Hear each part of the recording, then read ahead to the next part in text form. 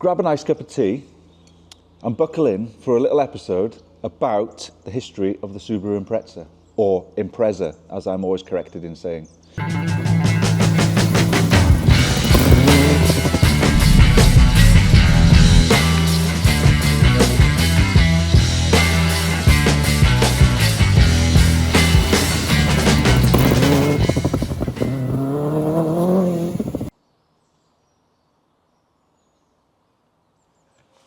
Dripped in WRC Subaru merchandise. So let's start by, what we're going to do is we're going to cover the UK examples, because the JDM or import, Japanese domestic market cars, there is absolutely loads of them. There's so many limited editions even, that the limited editions outnumber the normal versions. So it's very, very tricky to cover every single one. So what we're going to concentrate on is the UK versions, the ones that we had here. And we will talk, we've got two of those here. Yes, they're rally versions, but they still, I can still talk to you about what the differences are and what we had here in the UK. So let's go and do that. There's other code names for these cars. So some people call them, I say code names, there's other names for these cars. Some people call them the classic Impreza, some people call them the GC8, because that is on the chassis number is GC8. What we're going to talk about is, UK cars is what we're going to talk about. So they launched the car in Japan in 1992, but we didn't see them till around 1994. That was when the UK car came over. It started off life as the classic, the first version is that one over there, so slightly different headlights. Then it facelifted it in 1997 to this style headlight. So that is the subtle difference. In 1997, halfway through, they updated the front end of the car, slightly different bumper, different headlights is the easiest way to see it, different bumper, different bonnet and things like that. There's an example of the early one there, so you can see that. Now, I know a lot of you are going to say, we're talking about UK cars, but this is actually a JDM car. Yes, it is. I mean, they look the same. It's just this is actually an import one, because this is a rally car. Most of the stuff we've got here is rally related, but Subaru were the rally people, really. A little place called ProDrive that some of you may know. They were influential in getting the Impreza or Impreza known and sold by the millions. Between them and Colin McRae, and their other drivers, but mainly Colin McRae, they made this car famous. This one is WRX RA, which is World Rally Experimental, Rally Altered. But we're not going to get into that because we didn't get that in the UK. It was an import. So what did we get in the UK? We got a Terzo, which is Italian for 3, I believe. These are just the limited edition versions. We got a Catalunya, which was black mica. The colour was called black mica, I think. It had like a red, it was black with a little red fleck in it and a carbon dashboard and things like that. We got an RB5, which is a Richard Burns limited edition one. We got a ProDrive WR, I think it was called, which was obviously, most of these were built by ProDrive. We got a Series McRae, which was a limited edition McRae one with different seats and a plaque and things. They all had little plaques in them. But the Series McRae was an earlier shape, not this one. The average car that you'd buy, that you'd go and get, would have been called the Turbo 2000. That was what the UK version of the Impreza was. It was the Turbo 2000. So they started off in Japan. They had a bit more horsepower. I think they had 240 horsepower. By the time they came to the UK, they had to conform with UK regulations. I think that would be on emissions and things like that. So they were detuned to about 204 brake horsepower. I'll double check that, but I think it was 204 brake horsepower. And that was probably the only change that they really did to it. It was engine related and catalytic converter related, probably. There were 2 other special editions that we're not going to get into because they were a different body shell. They were 2-door. That was the P1 and the 22B. We got those in the UK. 208 brake horsepower it was, not 204. 208. Pretty sure that's right. You correct me in the comments if I'm wrong, I'm sure. So let's talk about who bought these cars, like when they were new. Who bought them? Well, I reckon there's two types of people that bought these.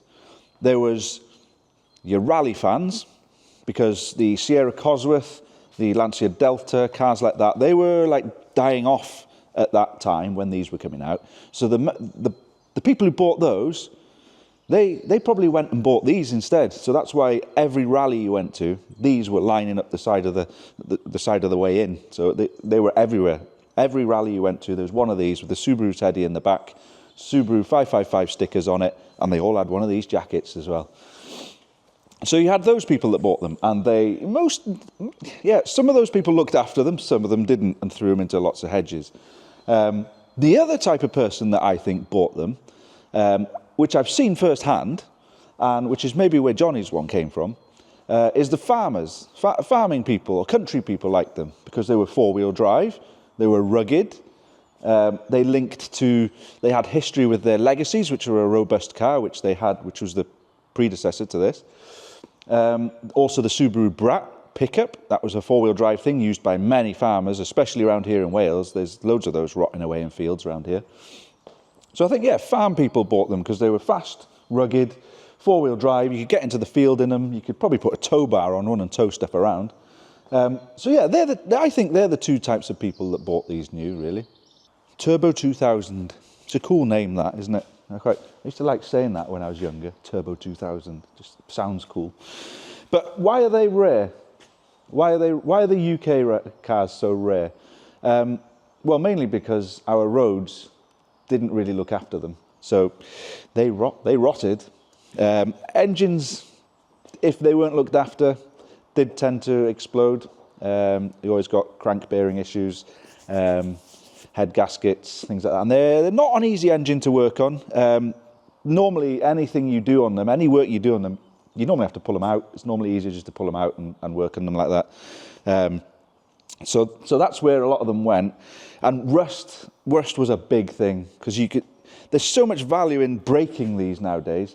That's again where they've all gone. People have broken them for spares to keep other ones going, which is good, but it means we've lost a lot of good examples and a lot of the limited edition ones due to rust and just being more valuable in parts. Where do they rust? Well, they do rust on the front end underneath the radiator, or the actual radiator, and there's a little cowling under there. They rot. Subframes tend to be all right, but they can rot on the subframes on the front as well. Sills, because on this one being a rally car, hasn't got the sill protectors on it, but the like extra sill pieces on here. So what happens is on the other ones, I can show you one outside after, there's a plastic sill protector on there, and water gets behind it and they rot. Bottoms of the wings, they rot unless it's an aluminium wing. But most of the UK cars wouldn't have had that. Then there's one area that I really want to talk about, because not many people can find this. So they rot up inside this turret here. So the rear suspension turret is about there. And the only way to find it is you put your hand up inside. You get like a glove on, and it's a bit like giving birth to a cow.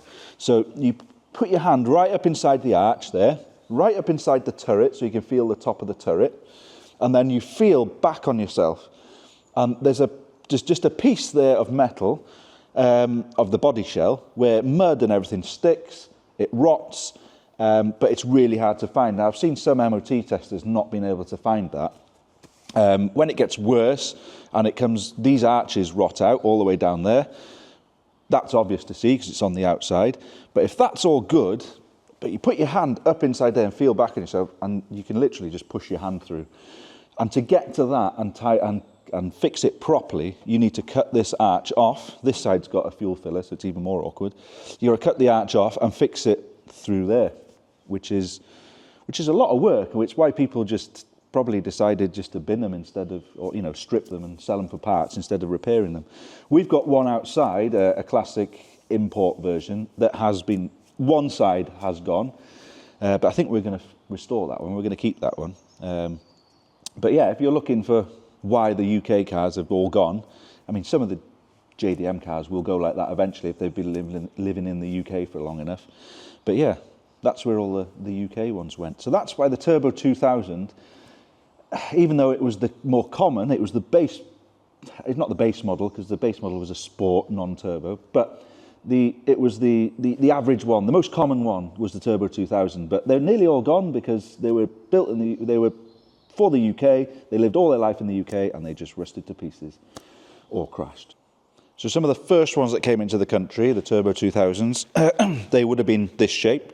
The one in Jonny's video is the facelifted version, but some of them were like this. And yeah, like you can see here, the headlights are different, bumpers are slightly different. The engine is slightly different as well. They're set up different. The turbo is slightly different. The intake system, it comes around slightly different. I mean, there's more reasons for that, and we can get into closed deck and open deck blocks and all that kind of stuff. So, I mean, it gets very technical. I'm just telling you the obvious outside of the car, the easy ways to tell the difference. But most of them have met their end, like I said, through rust, through being raced and crashed on the main road, but also a lot of them have been converted into rally cars, because that is basically what they were designed to do. They were designed to be a strong rally car with four-wheel drive system that could win world championships. And they did. They won multiple world championships all the way through. Even when they facelifted the car again, after these classic shapes, they went on to the Bug Eye, then Blob Eye, then Hawk Eye. They all had eyes. So yeah, I mean, again, we won't get into that because that is a totally another story. You could probably do a story on each version, which would last probably a whole year's worth of episodes. But yeah, this is the early one. This is what we got first, and then they went on to the facelifted version there. And then after 2001, they changed into the Bug Eye. So this shape was then gone. If you want to know what some of these bits mean, WRX, World Rally Experimental. STI is not a disease. It's Subaru Technica International. Subaru were mainly Fuji Heavy Industries. Type RA is Rally Altered. Yeah? Want to know anything else? Right, let's get these cars out. One thing you'll hear is the Subaru Boxer 4-cylinder noise, which is iconic for the Subaru.